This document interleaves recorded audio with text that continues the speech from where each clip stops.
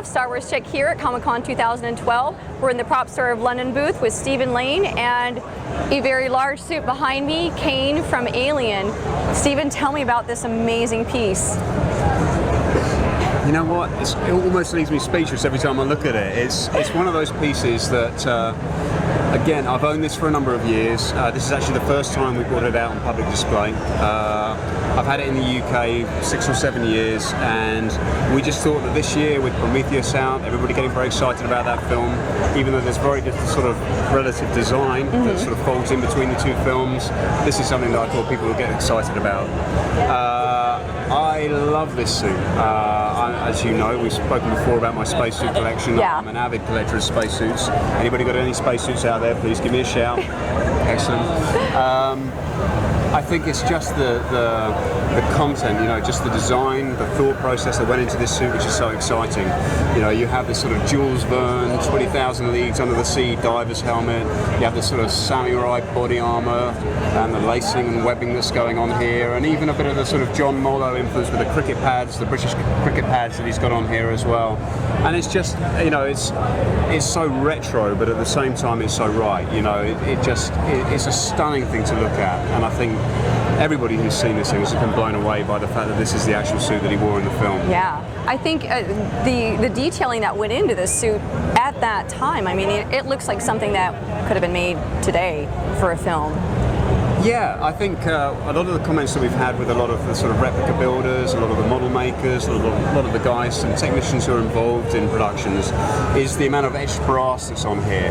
You know, and you look at the period of filmmaking that this was made during, and there was a lot of etched brass being used. You know, that was the thing at that time.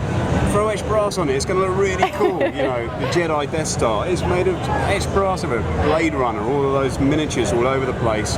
You know, and Tyrell's building, it's all etched brass components, and so we see a lot of that all over this, but it works really, really well.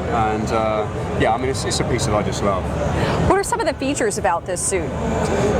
Well, one of the things that a lot of people won't be familiar with on this particular suit, obviously Kane, when they're in the derelict, they set up the tripod and he drops down below into the egg chamber. And so these handles here, and we believe they're specific to just this pack, but I haven't looked at another pack closely enough to know. These handles actually rotate out for him to hold on to as he lowers down. So that's something that's very specific to John Hurt. Obviously John Hurt's character, his suit is yellow, so it's instantly recognizable. And I think that it's just that, what else can I tell you that you don't know about it already? Here we have a halogen light up here, 240 volt power running through the suit, exposed halogen light, dripping wet environment. You know, I mean, I don't know whether I'd feel safe. All that brass work and everything all over me, and I think it would scare me a little bit.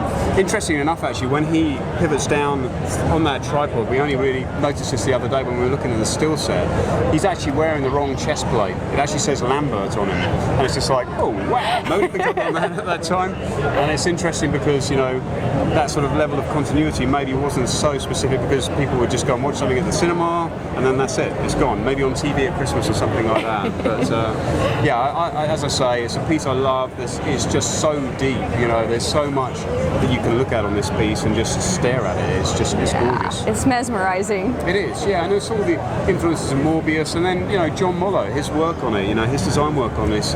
I've seen his notes on this and all of his sketches, original sketches, and all the concepts they went through on it, and it's incredible the sort of process they went through to get to this.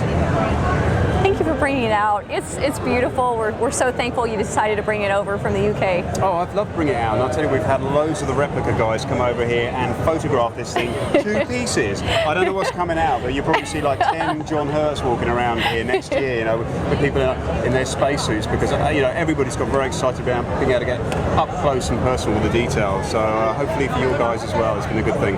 Thank you.